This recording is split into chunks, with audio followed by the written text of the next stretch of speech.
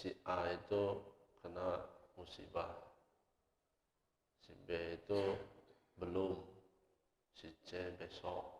Ya tidak begitu. Dalam pandangan tasawuf, semua manusia ini dalam keadaan ujian. Baik dia keadaan lapang maupun dalam keadaan sempit. Baik dia dalam keadaan ada maupun dalam keadaan tidak ada. Jadi kalau bahasanya, yang kaya diuji dengan kekayaannya, yang miskin diuji dengan kemiskinannya, yang pintar diuji dengan kepintarannya, yang bodoh diuji dengan kebodohannya. Tidak karena bodoh tanda diuji, lalu pintar dianggap tidak diuji. Banyak orang bodoh lulus ujian dan banyak pula orang pintar enggak lulus ujian. Man izdada ilman wa lam yazdad huda fa huwa ab'adun ilallah. Ada orang yang bertambah ilmu tetapi bertambah jauh dari Allah Subhanahu wa taala. Jadi bodoh itu adalah penghalang menuju Allah, koma, belum titik. Pintar juga bisa menjadi hijab kepada Allah Subhanahu wa taala.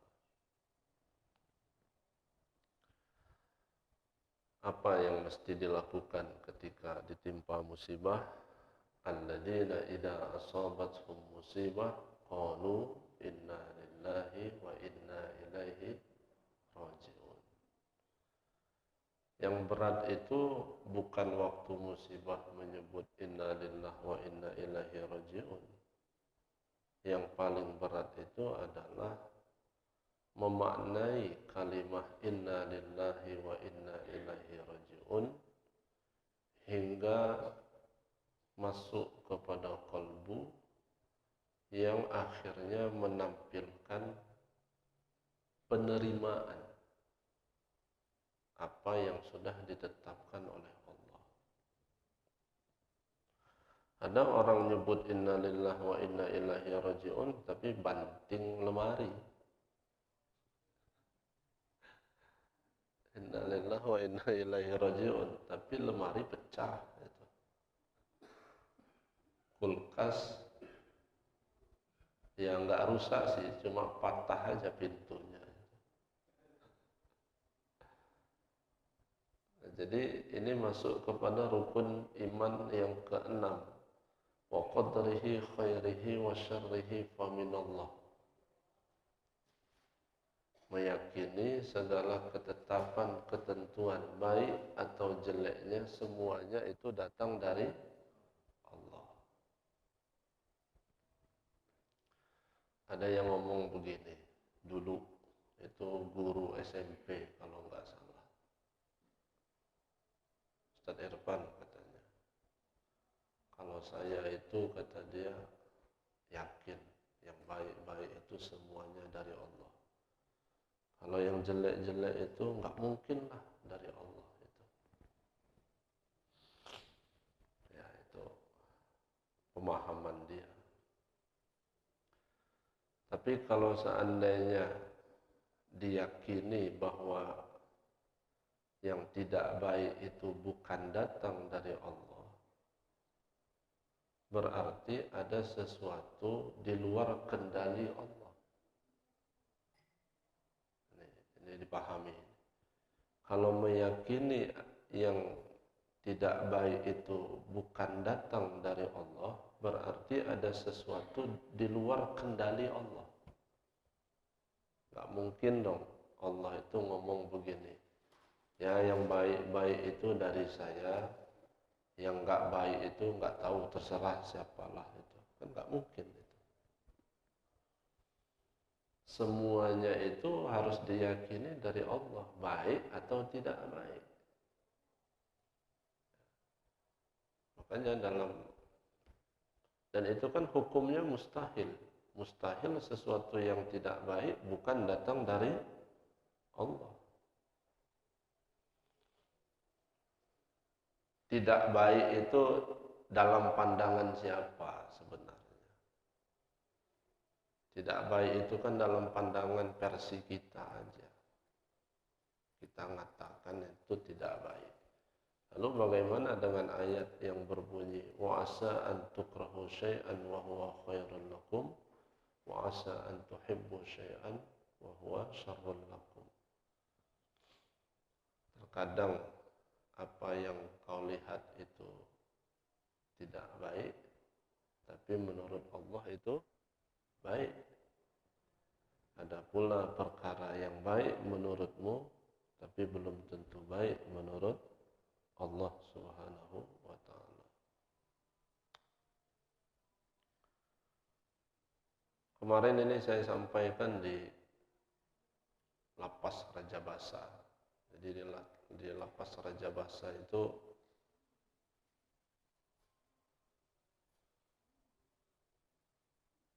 sebelum COVID itu manakib itu jalan Pak di Lapas Raja Basa itu.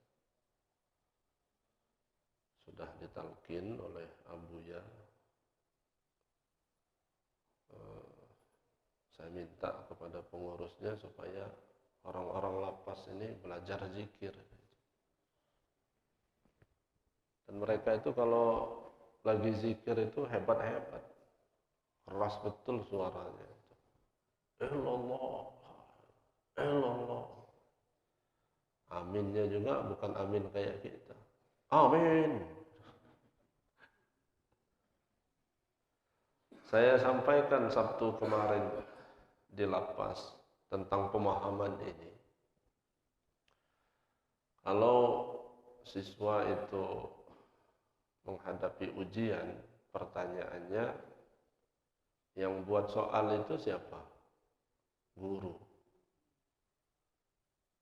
Yang ngetik soal guru, yang buat soal guru, yang ngeprint soal guru, lalu soal itu dibagikan kepada muridnya. Umpama satu kelas itu ada 40 siswa. Apakah ketika guru itu buat soal dari 1 sampai 10 umpama dipilih-pilih olehnya? Karena si guru ini enggak suka sama si A, ya udahlah disusah-susahin soalnya. Kalau yang suka sama si B dimudahin. Kan tidak begitu. Ketika guru itu buat soal dari 1 sampai 10, maka satu perbuatan, satu rasa dari guru kepada murid yang semuanya itu sama rata. Bagaimana rasa yang tampil pada guru kepada murid dari 1 sampai 40 saat buat soal, rasanya sama semua. Apa rasanya? Sayang kepada murid. Nah, begitu soal itu di tangan murid, ya, begitu soal itu tiba di tangan murid, maka barulah cara pandang murid kepada soal itu beda-beda. Ada murid yang memandang soal ini mudah, ada murid yang memandang soal ini sulit, ada murid memandang soal ini setengah-setengah, ada yang ngomong dalam hati, gila guru ini. Parah dia buat soal, susah amat ini. Nah, jadi dari 40 siswa itu menghadirkan cara pandang yang berbeda-beda. Nah, ketika Allah itu membuat soal ujian kepada hambanya, itu satu af'al, satu asma, satu rasa. Nah, begitu ujian itu tiba pada hamba, mulailah berbeda-beda cara pandang hamba itu. Ada yang menganggapnya ini adalah ujian yang luar biasa. Ada ini yang menganggapnya musibah untuk dekat kepadanya. Ada yang menganggap ini tidak adil. Ya macam-macam. Nah, apa sebab itu terjadi semua? bagaimana kejernihan dan ketersambungan hati dan ruhani kepada Allah Subhanahu wa ta'ala. Dalam hadis qudsi itu ada bunyinya, man lam yarda bi qada'i wa lam yasbir 'alal bala'i falyatamis rabban siwa. Siapa yang enggak ridho atas ketentuanku, tidak sabar atas ujianku, maka carilah Tuhan selain aku. Kalau dalam matan yang lain bunyinya, man lam yarda bi qada'i wa lam yasbir 'alal bala'i walam yashkur ala ni'amai falyakhruj min tahtis samai wal yatlub rabban siwai. Siapa yang enggak ridho atas ketentuanku, tidak sabar atas segala ujianku, dan tidak mensyukuri atas segala nikmatku, falyakhruj min tahtis samai, lebih baik keluar dari bawah kolong langitku, wal yatlub rabban siwai, dan carilah Tuhan selain aku. Itu dalam hadis qudsi. Nah, lalu sabar level yang kedua, yang lebih berat daripada sabar menghadapi musibah, adalah as-sabru anit tarkil ma'asi. Sabar meninggalkan maksiat. Ini lebih berat daripada sabar menghadapi musibah. Sabar meninggalkan maksiat.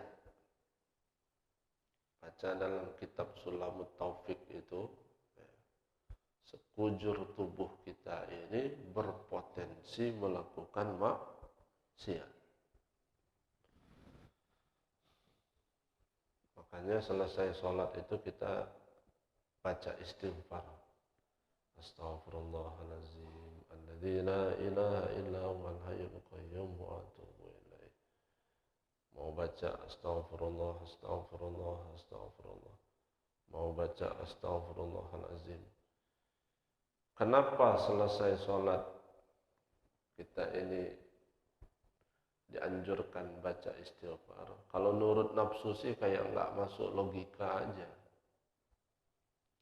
Idealnya orang itu melakukan kesalahan baru baca istighfar. Ini kenapa selesai sholat kok baca istighfar? Sholat itu kan perbuatan baik. Lalu tiba-tiba disuruh baca istighfar. Bisa saja nafsu itu berkata, apa salah dalam sholat ini? Kalau habis maling ayam baca istighfar kayak masuk akal gitu. Ini selesai sholat disuruh baca istighfar. Maka jawabannya, jangankan berbuat salah, kita ini berbuat baik aja masih berpeluang untuk salah. Gitu cara berpikirnya. Jangankan berbuat salah, berbuat baik saja kita ini masih banyak potensi untuk salah. Sholat itu baik apa salah? Baik. Tapi ada enggak potensi salahnya? Ada. Mana potensi salahnya? Mungkin hati makmum itu enggak suka dengan imam. Bisa? Gila ini masjid. Apa enggak ada imam yang lain selain dia itu? Umpama. Bisa? Potensi salah. Bisakah riak muncul ketika sholat? Bisa. Bisakah ujub muncul ketika sholat? Bisa. Nah, potensi-potensi itulah maka kita diajarkan untuk walaupun setelah ibadah perbanyak baca istighfar. Nah, lalu yang ketiga, as-sabru 'anil tha'ah. Level yang tertinggi adalah sabar dari ketaatan. Kalau sabar menghadapi musibah bisa. Tarkil ma'asi barangkali ngerayap. tapi sabar dalam ketaatan. Nah, ini puncak yang berat. Bahasa istilah lainnya adalah istiqomah dalam mengamalkan. Jadi istiqomah itu perbuatan yang lebih berat sebetulnya dibandingkan dengan pelaksanaannya itu sendiri.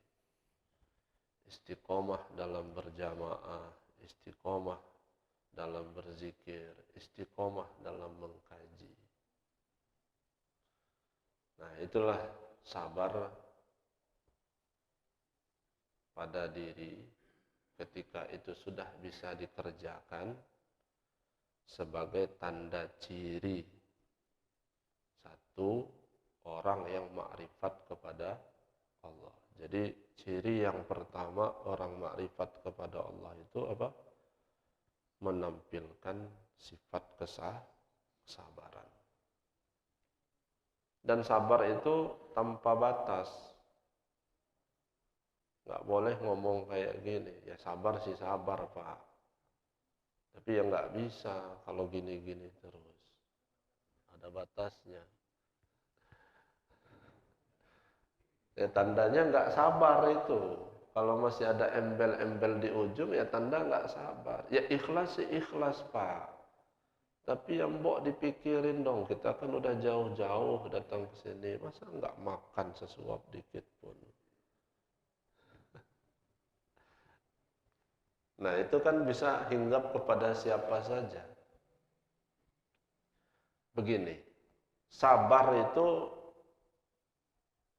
sabar yang betul ya, sabar yang betul sama ikhlas yang betul itu adalah ketika sudah nggak ada lagi ujung kalimat, nggak ada lagi embel-embel itu. Kalau masih ada embel-embel berarti tanda belum. Nah sekarang pertanyaannya adalah apa mungkin itu melakukan sabar tanpa batas? Ya nanti gimana diserobot orang kalau nggak ini, nggak langsung bergerak umpama gitu ya. Nah itu kan pemikiran-pemikiran nafsu Pak. Pemikiran-pemikiran nafsu. Saya ambil contoh begini, contoh sederhana aja. Umpama ngantri di bank. Ada 15 antrian. Lama betul. Dari 15 orang yang antri itu kan frekuensi tingkat kesabaran kan beda-beda itu. Cuma karena nggak ada digital aja yang begini-gini.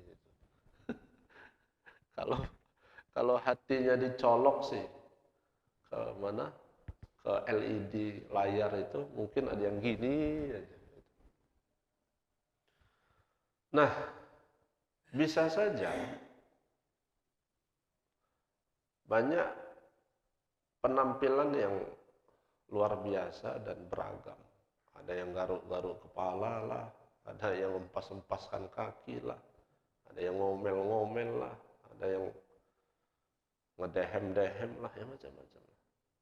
Nah, dari sekian banyak 15 orang itu, bisa saja satpam itu ngomong begini, itu bapak itu sini Pak, bisa saja begitu. Yang sebelah sana, sini Pak. Dari sekian banyak 15 orang itu, entah kenapa kok malah muka dia sendiri yang ditunjuk, bapak duluan ke sini. Karena yang bapak ditunjuk, yang disuruh panggil itu beda dari yang lain. Jadi sabar itu, kalau sudah berada di tingkat level puncaknya, ketika Allah melihat af'al hambanya sehingga Allah itu ridho padanya, maka akan Allah gerakkan hamba yang lain untuk membantunya. Ini untuk menjawab pertanyaan, apa mungkin kalau kita sudah sabar total perkara urusan itu bisa sempurna. Yang kalau menurut nafsu kan bisa saja ngomong begini, ya nggak mungkin lah. Kita itu harus bergerak sesuai macam-macam. Nah, kalau Bapak juga dan Ibu agak bingung dengan contoh ini, saya ambil contoh yang lebih mudah dipahami lagi. Ketika jamaah haji atau umroh mau mencium Hajar Aswad. Cobalah perhatikan itu. Itu kan bukan ribuan orang, jutaan orang kumpul di satu titik. Apalagi model kayak kita mau nyium Hajar Aswad. Terlindas-lindas lah kita. Jadi kampung aja kita ini paling tinggi. Kalau sudah ke sana paling pendek kayaknya. Banding orang Turki sama orang Mesir sana. Nah, tapi ada, dan cerita ini bukan satu dua Bapak Ibu. Ada emak-emak, ibu-ibu. Hanya terpandang aja dari jauh cerita dia itu. Melihat Hajar Aswad itu. Kalau dari fisik sih, nggak mungkin kayaknya mau tembus.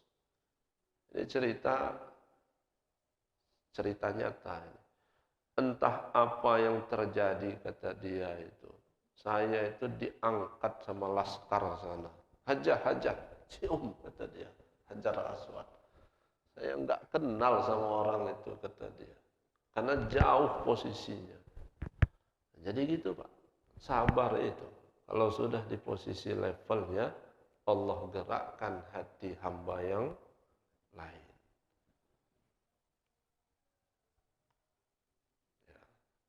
Tapi kan untuk sampai itu tentu proses.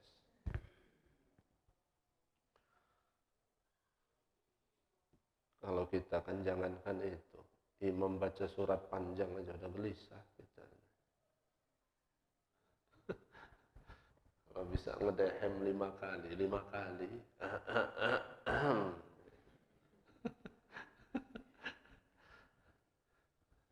Mulai selesai sholat towel pengurus. Kalau bisa ganti imam itu.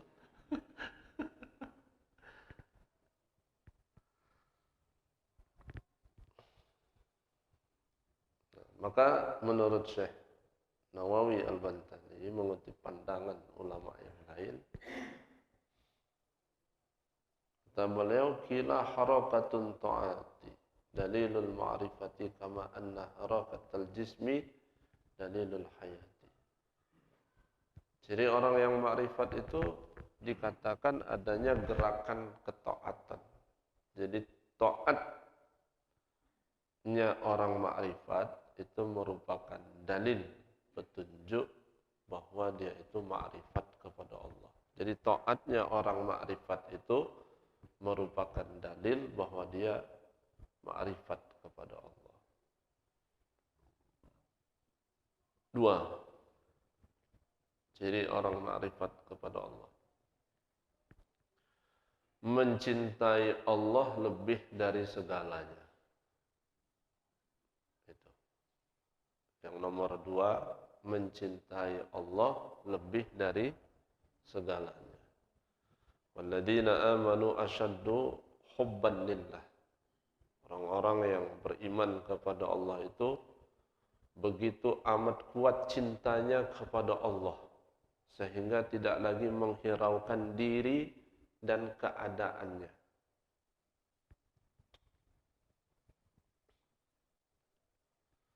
Nah, ini istikhraj dulu dari pembahasan. Barangkali tidak berlebihan kalau mengatakan orang-orang Palestina hari ini adalah orang-orang pilihan abad ini. Kalau kita perhatikan di media sosial, ya, coba perhatikan orang Palestina itu.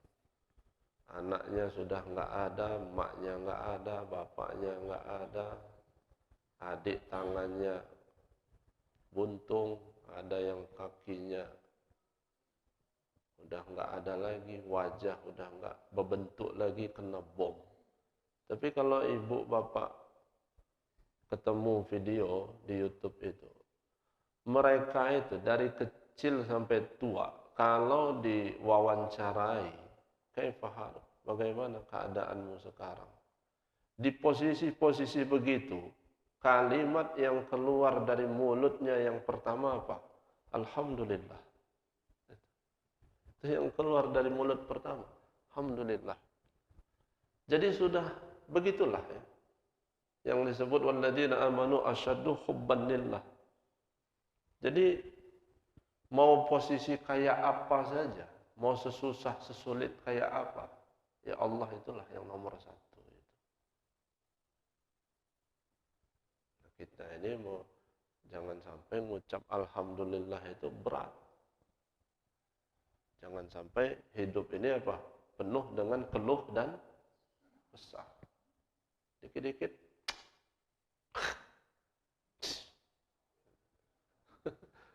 jauh itu dari makrifat kalau kayak gitu. Ya biasa aja lah, biasa. Menghadapi dunia ini ya biasa. Termasuk kalau kayak ada hajatan resepsi itu, ya biasa saja lah. Apalagi kalau sudah ngaji itu. Ini enggak judulnya, udah ngaji, udah musahadah beberapa kali, pas mau ada hajatan bingung. Nyari apa? Pawang. Pawang hujan. Kok bisa? Udah musahadah 5 kali, sibuk nyari nomor telepon pawang. Apa enggak dipakai ilmu musahadah itu? Ya sudah. Bahasa kasarnya gini ya kalau menghadapi yang begitu. Mau datang orang banyak, mau sedikit, terserah. Itulah. Enggak kelimpungan hati ini. Wah ini gimana, ini gimana, ini gimana. Keciri betul enggak makrifatnya kalau kayak gitu mah. Keciri betul. Ya tapi syariat tetap dikerjakan, undangan dibagikan. Jangan pula emaknya nanya, gimana Pak? Undangan, udah tenang aja lah kita ini udah ngaji ini. Diundang nggak diundang datang, itu salah pula. Ya udahlah, mau hujan nggak hujan ya terserah Allah. Qul in kuntum tuhibbunallah fattabi'uni yuhibbukumullah wa yaghfir lakum dzunubakum wallahu ghafurur rahim. Ibu cinta enggak sama suami ibu? Enggak jawab, berarti benar-benar dugaan suaminya malam tadi itu. Udah enggak cinta lagi. Ibu cinta enggak sama suami ibu? Cinta. Cintanya full apa setengah? Full. Umpama suami ibu sekarat, sakaratul maut. Selesai pengajian ini nanti. Ngap-ngapan. Apa yang ibu kerjakan? Membimbing, mendekati suami. Nah sebelum suami itu meninggal, ada 2 kalimat yang dia ucapkan ke ibu. Dia ngomong kayak gini, "Mah, ikut yuk."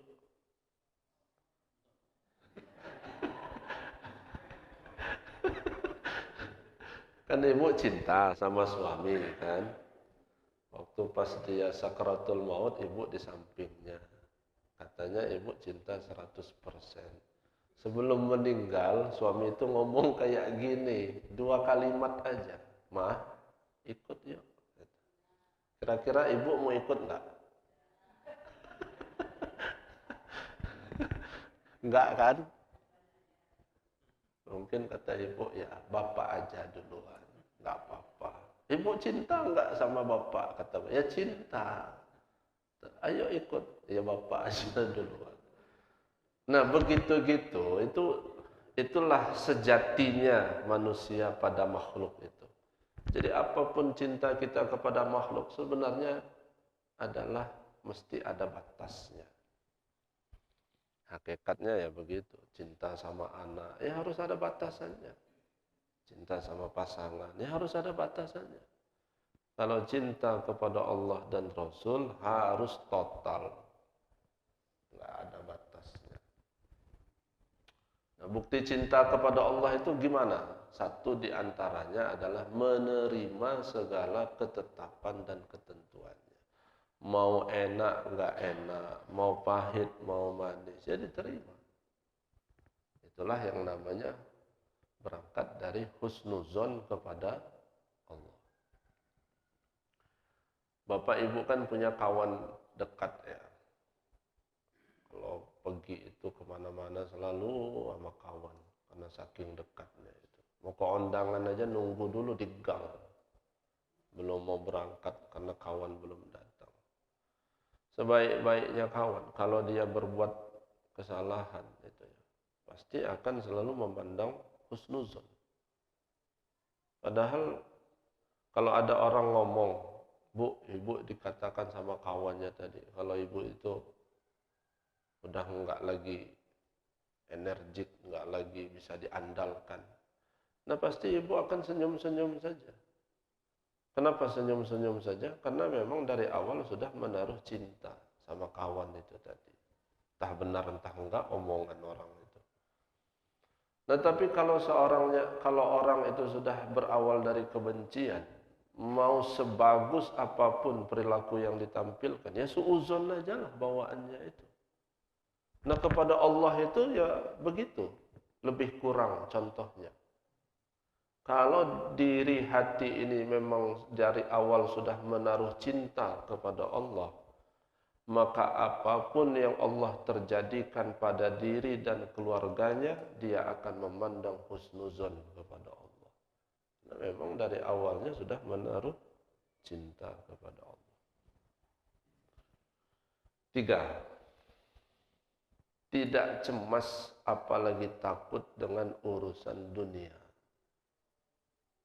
Itu ciri apa? Orang makrifat kepada Allah yang ketiga. Tidak cemas apalagi takut dengan urusan dunia. Wa may yatawakkal 'alallahi fahuwa hasbuh. Dan siapa saja yang bertawakal kepada Allah, maka Allah akan mencukupi.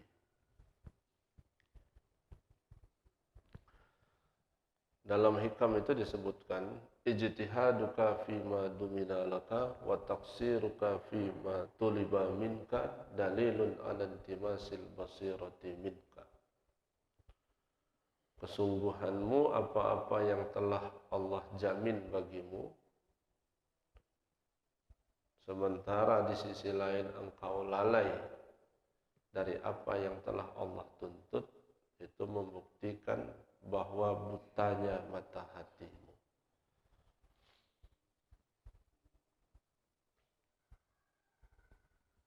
Mencari rezeki itu mati-matian, padahal itu sesuatu yang sudah ditetapkan oleh Allah. Ibadah itu sudah menjadi ketentuan tapi diabaikan.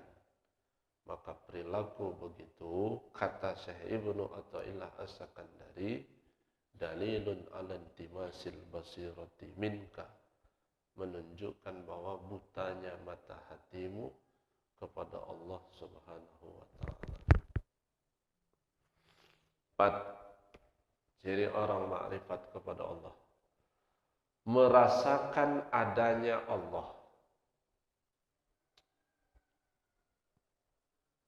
Ibu kalau lewat kuburan takut enggak?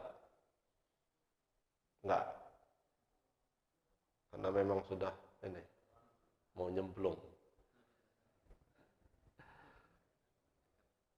Kenapa lewat kuburan takut? Jawabannya rata-rata karena takut ada hantu. Jadi sama setan enggak takut, tapi sama hantu takut. Apalagi hantu Nusantara ya. Lebih serem daripada hantu Eropa sebetulnya.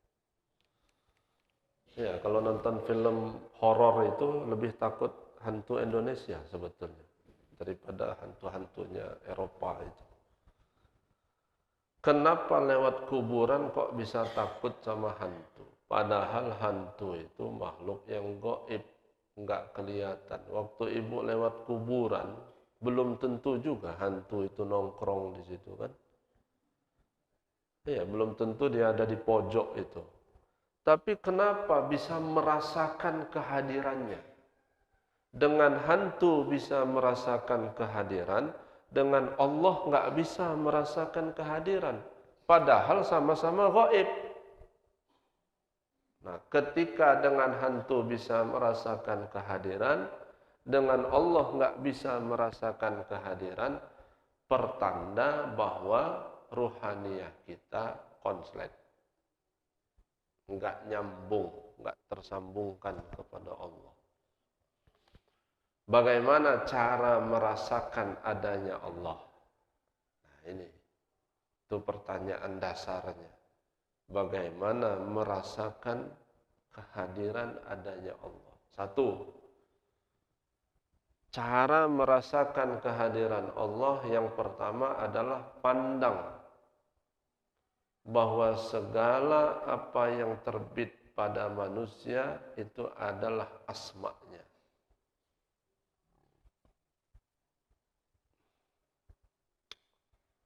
Rasakan pada diri bahwa hanya Allah lah yang ada. Contoh, ini contoh ya, contoh.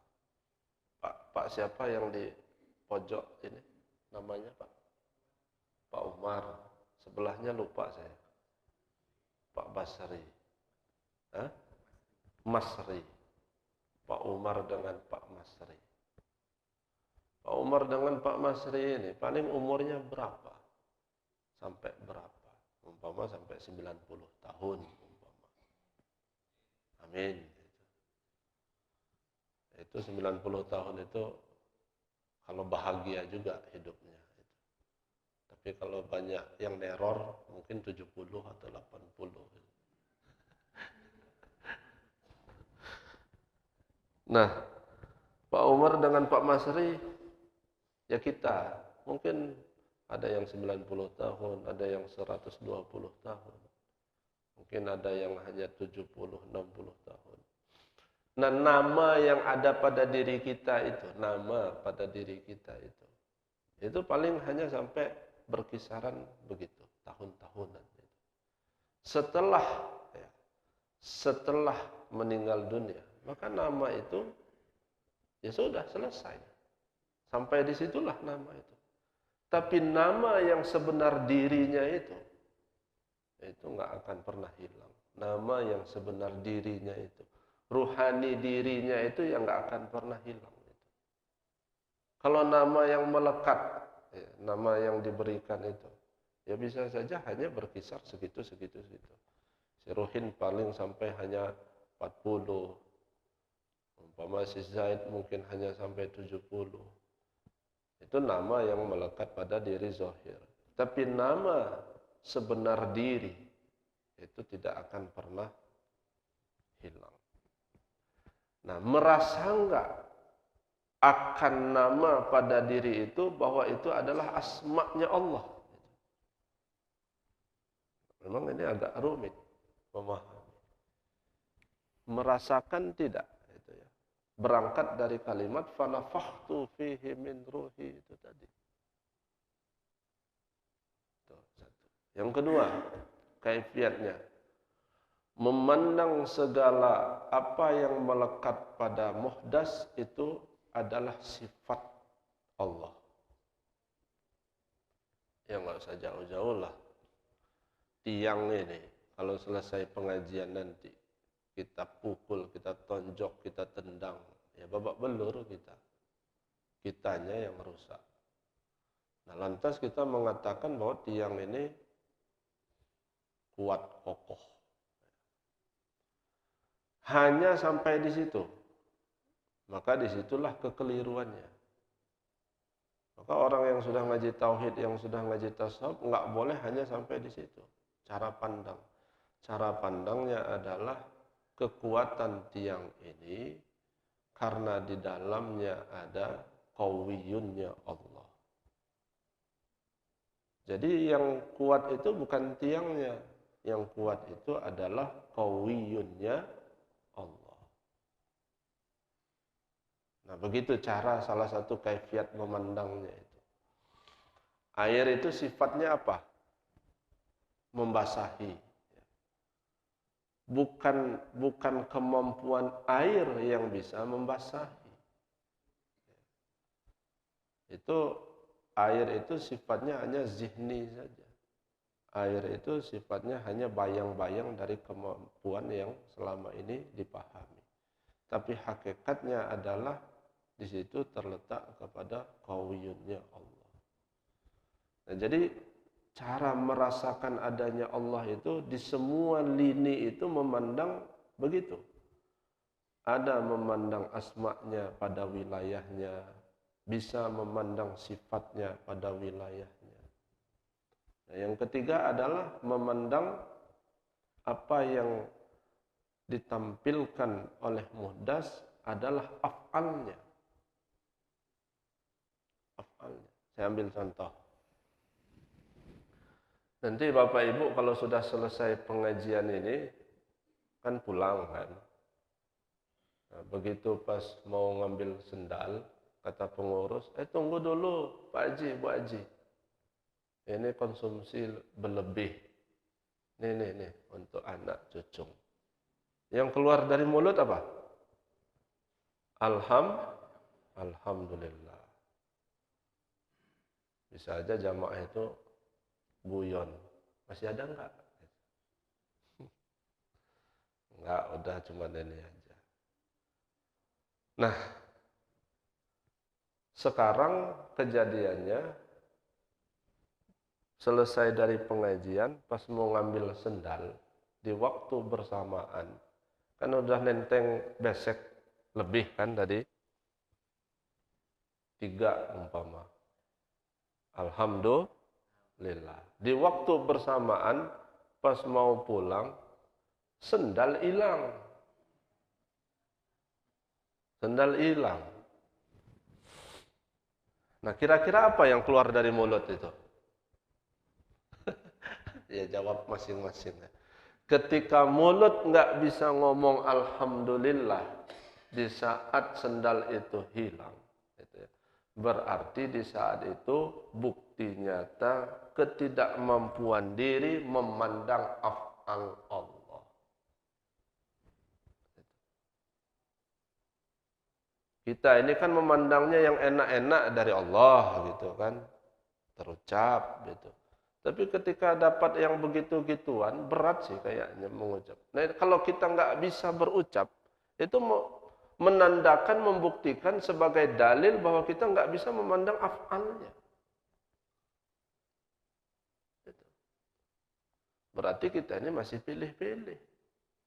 Pilih-pilih. Kalau yang enak-enak ya dah Alhamdulillah. Kalau nggak enak-enak muncul lah. Jadi penerimaan itu nggak ada. Nah, mestinya nggak begitu. Mestinya bagaimana? Dalam posisi apapun. Mau itu tadi, kata saya di awal tadi. Mau enak, mau nggak enak. Gitulah. Mau pahit, mau sempit. Mesti semuanya memandang bahwa itu adalah ketetapan kebaikan yang Allah tetapkan pada diri.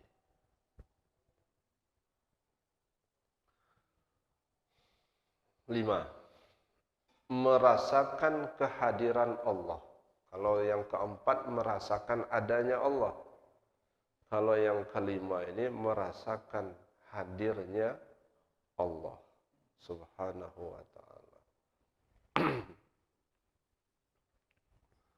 Mula-mula orang itu Pak, kalau sudah merasakan kehadiran Allah itu berawal dari lisan. Berawal dari lisan. Apapun setiap omongan, obrolan itu mesti ujungnya ke sana, ke Allah. Itu merasakan kehadiran Allah. Apapun yang terbit dari hati selalu teryakini kepada Allah. Dan puncaknya ya, adalah merasakan kehadiran Allah ini, puncaknya adalah rasanya bukan lagi pada diri. Sekarang begini, saya ambil contoh. Umpama jamaah Masjid Nurul Iman ini ada swalayan yang besar, mempekerjakan nggak banyak sih, cuman 10.000 orang. Nah, dari 10.000 orang ini ada satu karyawan yang lain dari yang lain.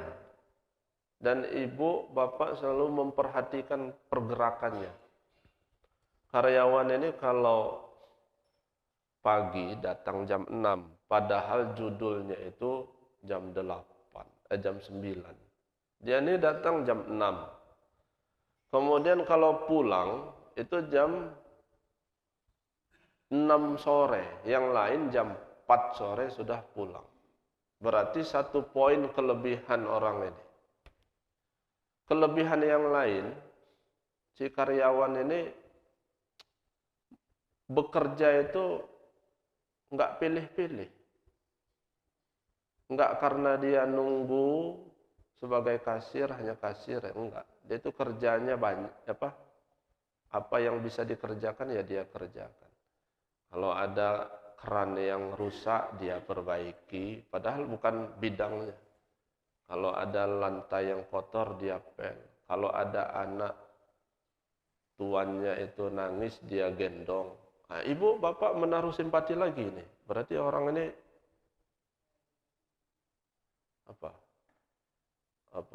smart, humble dan lain sebagainya.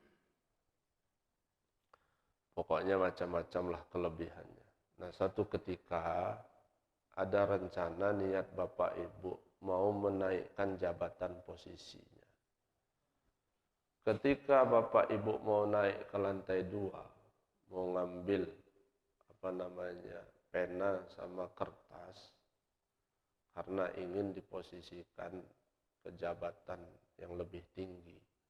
Terdengarlah percakapan karyawan ini dengan yang belanja. Yang belanja nanya, "Mas, itu karpet harganya berapa?" Itu karpet harganya 1.500.000 Pak Haji. Bisa kurang? Enggak bisa. Terus kata Pak Haji itu, ya sudah, beli 1 karpet. Begitu sedang disiapkan, nanyalah Pak Haji yang belanja ini, "Mas, memangnya swalayan ini punya siapa?" Dijawablah sama karyawan yang hebat itu tadi, "Pak Haji, swalayan ini punya saya," kata dia. Terus halaman yang luas di belakang itu punya siapa? Halaman yang luas itu juga punya saya. Terus ruko yang di samping itu punya siapa? Ruko itu juga punya saya. Jadi dia itu ngomongnya punya saya, punya saya, punya saya. Didengar sama bapak ibu yang tadinya mau menaikkan jabatannya. Karena ngedengar dia ngomong begitu, langsung berubah pikiran. Nggak marah sih, cuma nulis di kertas itu, "Mulai hari ini dipecat." Hilanglah kebaikan itu selama 30 tahun gara-gara mengaku-akui yang sebenarnya itu bukan milik dia. Jadi mengaku-akui itu dalam pandangan si tuannya ini kasus berat ini sebetulnya. Mengaku-akui ini dalam pandangan bosnya itu kasus berat. Apalah susahnya karyawan itu ngomong begini, "Pak Haji, swalayan ini milik bapak itu.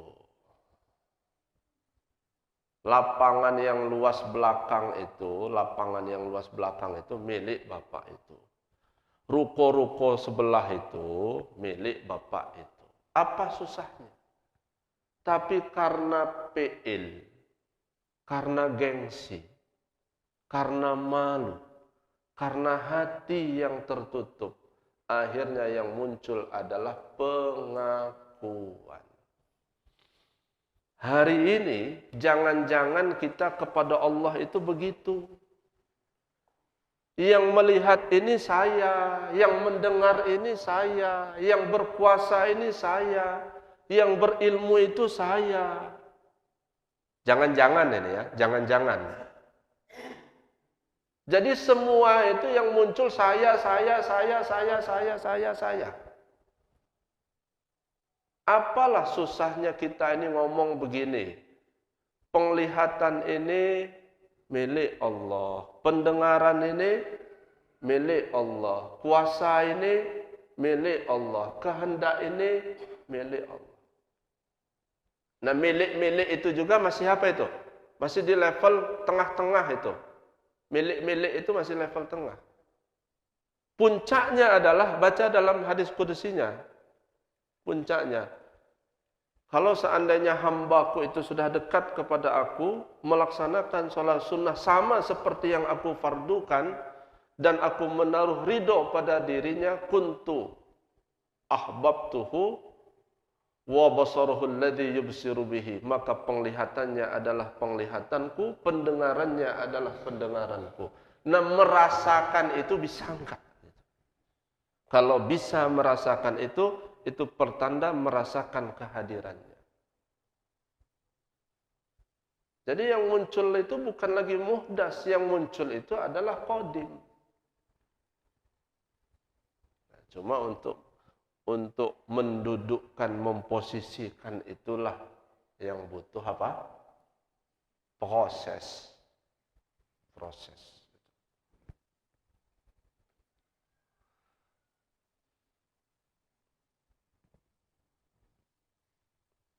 Umpama kalau saya tanya sama bapak ibu, di rumah tangga itu yang berpuasa itu siapa? Suami apa istri?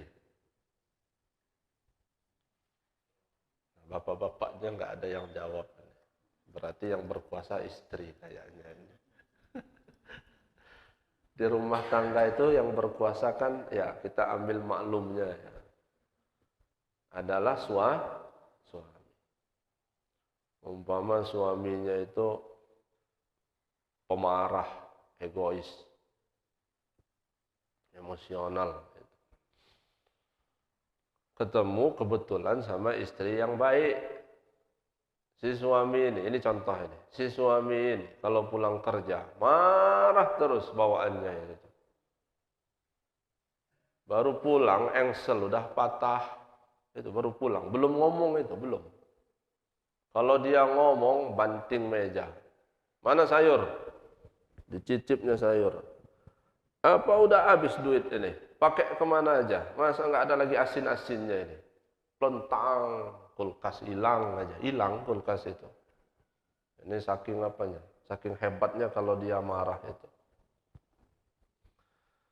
Itu di posisi pas dia lagi apa?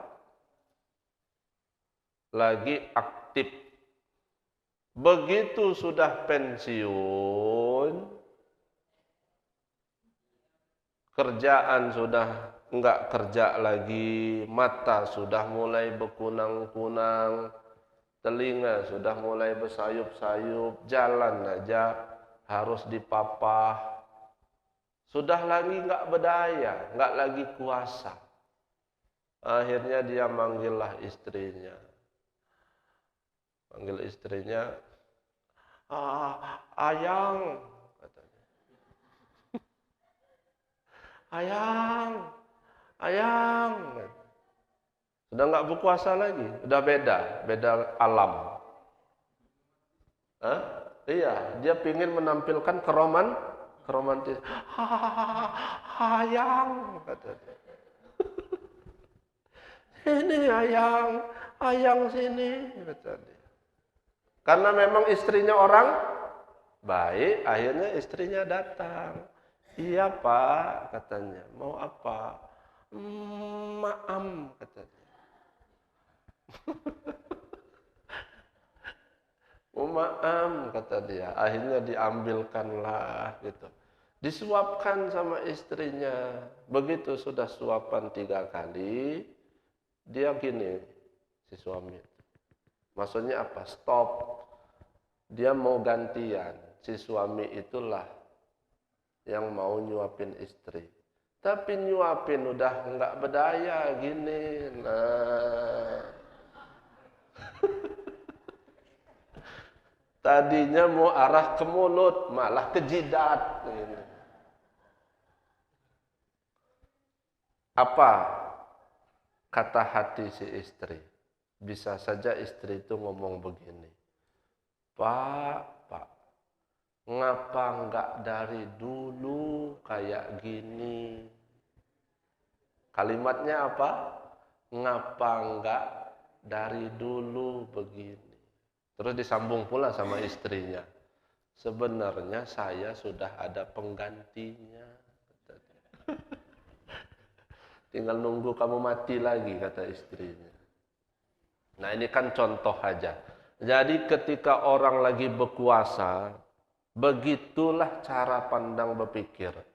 Saya ngomong kayak gini, Bapak Ibu. Dan kalau Bapak Ibu ngedengar kajian-kajian tauhid, ya, bahwa pendengaran ini adalah milik Allah, bahwa penglihatan ini adalah milik Allah, kuasa ini adalah kuasa Allah, iradah ini iradah Allah, wa sam'ahu alladhi wa basarul ladzi yubsiru bihi. Ketika dia mendengar, Allah lah yang mendengar. Nah, ketika kita sedang ngedengar kalam-kalam begitu, hati ini ngomong begini sebetulnya, apa iya?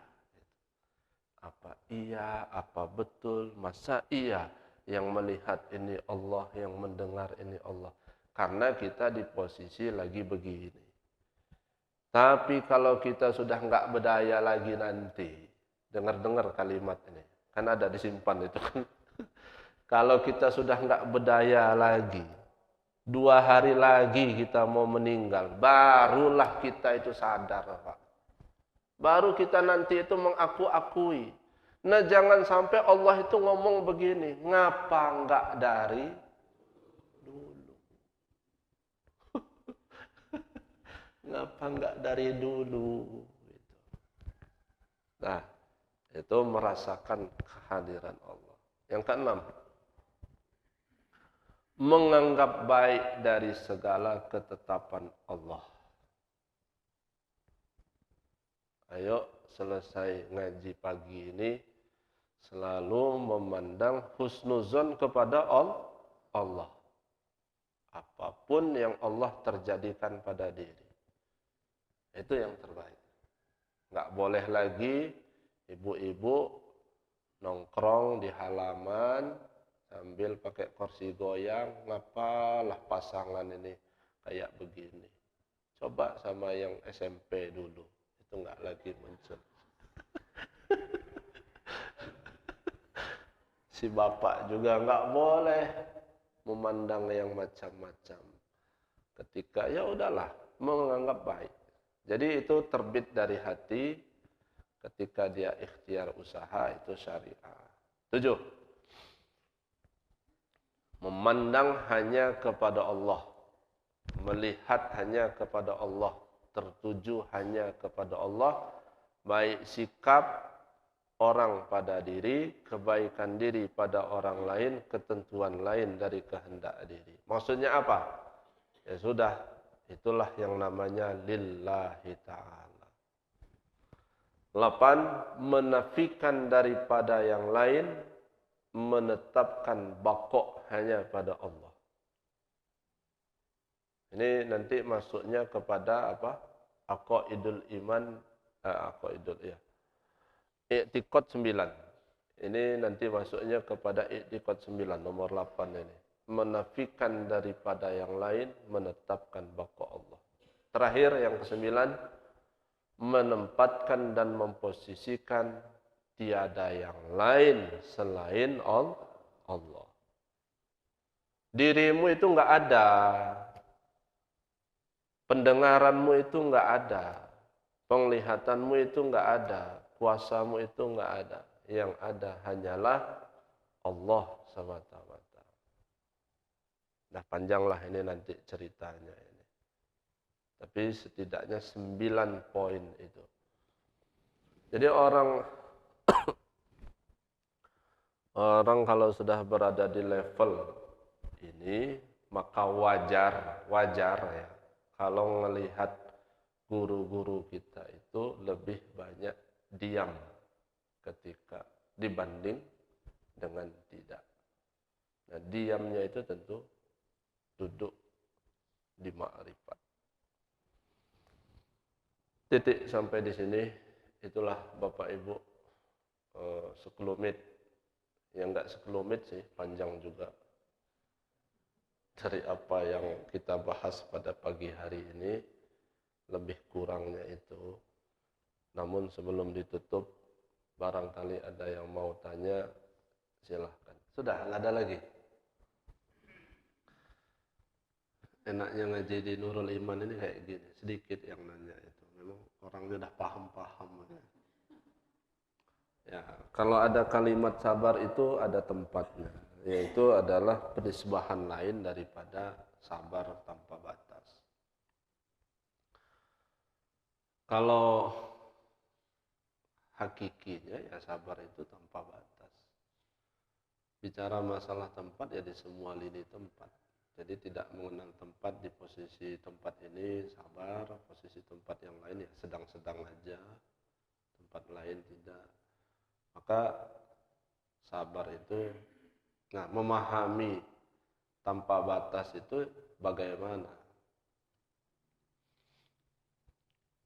Disinilah sabar itu begini, Pak. Sabar ini kan wilayah sentralnya di kolbu. Ya. Kolbu itu ranahnya batin. Berarti kita berenang dalam wilayah kolbu. Nah, tetapi ketika kita masuk kepada wilayah basyariah, wilayah syariah, ya berlakulah hukum syariah. Nah, hukum syariah itu perpaduan dengan hukum alamiah batin, kolbu, maka akan menampilkan, melahirkan apa? Ketertiban, kemudian tata krama, kesopanan. Begini.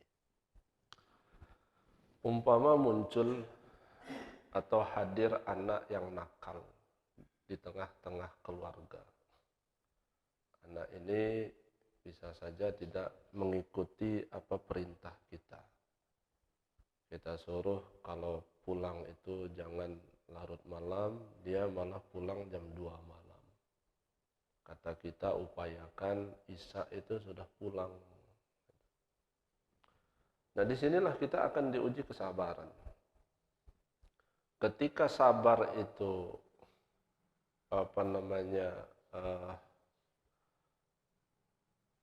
dipakai pada diri, yang terjadi itu yang pertama adalah kita serahkan kepada Allah Subhanahu wa Ta'ala. Nah, lalu yang kedua, menerima. Bagaimanapun juga ini adalah ketetapan yang Allah tetapkan.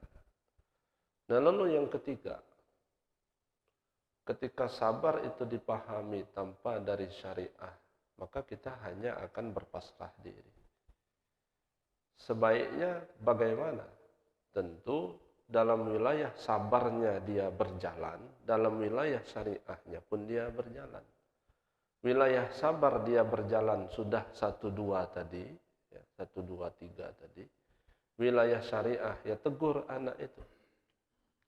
Tapi menegur anak dengan keadaan wilayah sabar dengan tidak itu pasti beda. Maka disinilah muncul adanya kesopanan, tata krama, bisa saja dengan kelembutan, kasih sayang.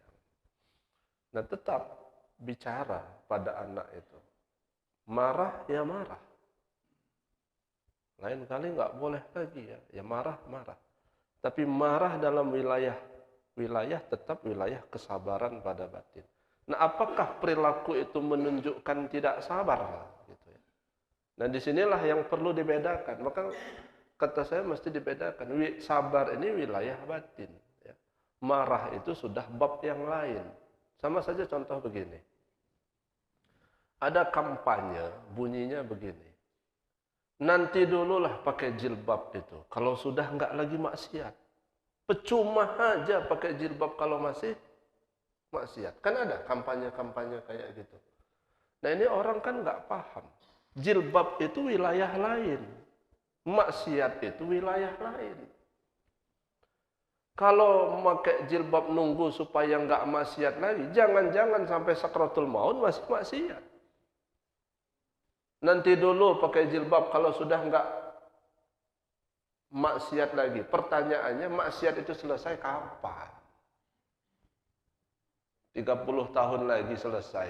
Baru 30 tahun itu pakai jilbab. Parah berarti orang itu. Ya enggak begitu. Pakai jilbab itu wilayah lain, ya, bab lain. Maksiat itu bab lain. Tapi ya jangan pula salah paham. Ya artinya ya tetap terus pakai jilbab. Walaupun dia masih melakukan kemaksiatan. Dengan dia memakai jilbab walaupun dirinya masih melakukan kemaksiatan, masih ada satu poin kelebihan dia untuk menutupi aurat. Nah, begitu juga dengan masalah tadi.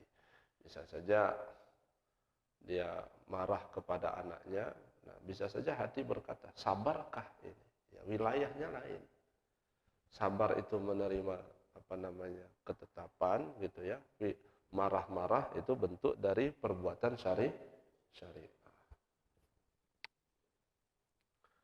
Terus pernah nggak sabar, tapi pertolongan Allah itu datang. Yang pergerakan pada diri ini itu bukan muncul dari upaya usaha diri sendiri. Begini, kalau hidayah itu harus diupayakan, diusahakan.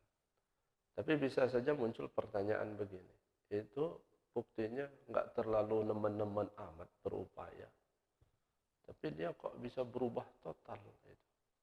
Padahal dari sisi zahirnya kelihatan ngaji kayaknya enggak pula amat-amat. Waktu pas sholat enggak pula amat-amat. Kok tiba-tiba dia berubah total? Itu dari mana datangnya itu? Katanya kalau mau dapat hidayah harus berubah total. Harus ada upaya. Begini Bapak Ibu. Nabi air Zam-Zam itu adanya di mana? Di Makkah. Air Zam-Zam itu dalam hikayah ya, keluar karena hempasan kaki Nabi Ismail. Nah, orang-orang mutaakhirin kita yang terakhir, generasi terakhir ini, jangan memandangnya hanya sebatas di situ. Dalam arti begini, di balik hempasan kaki itu, di balik keluarnya air Zam-Zam itu, kan ada ikhtiar sebelumnya. Apa ikhtiar sebelumnya? Ibunya yang bernama Siti Hajar berbolak-balik dari Sofa ke Marwah. Dari Sofa ke Marwah, dari Marwah ke Sofa, mencari air untuk putra kesayangannya. Akhirnya Allah gerakkan kaki Nabi Ismail menghempas-hempas, muncullah air Zam-Zam. Nah dari sini maka penilaian itu akan berbeda-beda. Bisa saja orang mengatakan, oh hebat ya Nabi Ismail bisa mengeluarkan air Zam-Zam. Nah karena yang dilihat adalah sosok Nabi Ismail.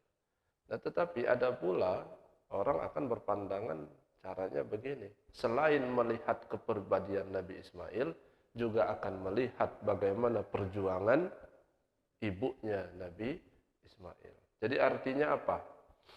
Bisa saja di posisi kita saat itu nggak sabar, Pak. Lalu pertolongan Allah itu datang. Dari mana datangnya itu? Gitu. Kok bisa kita nggak sabar tapi pertolongan datang? Jangan-jangan doa pasangan, gitu. Jangan-jangan doa anak, gitu. Jangan-jangan doa kakek nenek, dan jangan-jangan sebelum Bapak ngadakan hajatan, Bapak riungan dulu. Pas malam Jumat itu. Ada hamba Allah yang diridhoi sehingga apa? lancarlah acara itu. Nah itu. Nah jadi keterkaitan satu dengan yang lain itu runtut dari sebelumnya sebenarnya. Nah, kita langsung memvonis ini terjadi begini, padahal jauh sebelumnya itu ada benang prosesnya. Nah itulah, saya khawatir ngomong-ngomong kayak gini nggak sabar pula nanti. Ngapa nggak selesai-selesai pengajian. Baik itu ya Bapak Ibu. Cukup ya? Ya. Ala hadhihi niyah wal hajah al-Fatihah.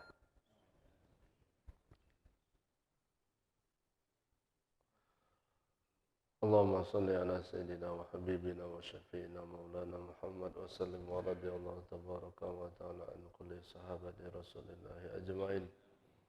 Allahumma ighfir lana dhunubana wa liwalidina warhamhum kama rabbawna shighara wa li jami'il muslimina wal muslimat wal mu'minina wal mu'minat al ahya'i minhum wal amwat innaka sami'un qaribun mujibud da'wat ya qadiyal hajat.